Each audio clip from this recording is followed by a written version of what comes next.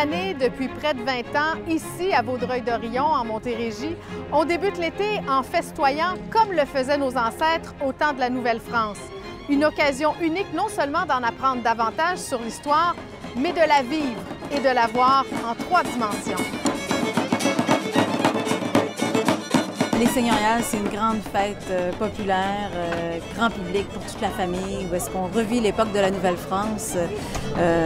On est au 18e siècle, donc on passe à travers le temps, à travers l'histoire, et c'est tout simplement rempli de passion de la part de tous les gens qui sont ici, qui collaborent à l'événement, et aussi des visiteurs qui attendent année après année, parce que c'est la 19e édition cette année. Dans le campement des habitants de la vallée du Saint-Laurent, on a aussi les habitants du fort qui sont présents. On a aussi tout l'aspect militaire, détachement de la colonie.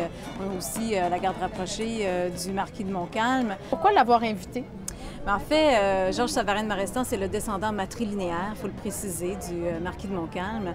On avait envie d'en savoir un peu plus sur cet homme qui est fort sympathique et qui personnifie un personnage, en fait, un personnage aujourd'hui, mais quand même quelqu'un qui a marqué l'histoire.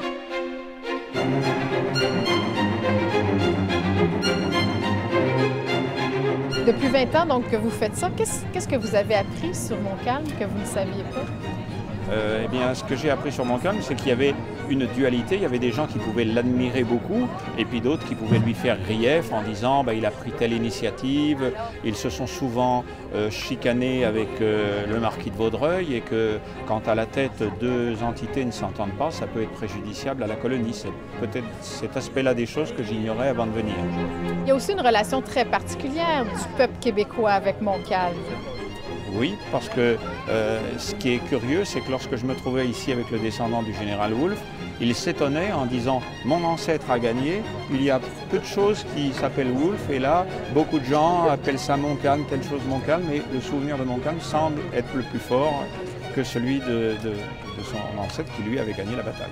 Dans l'histoire de France, on ne connaît aucune similitude où les gens restent si vivaces, accrochés après quelque chose qui n'a duré, dit-on, une vingtaine de minutes et semble avoir réglé le sort de l'Amérique.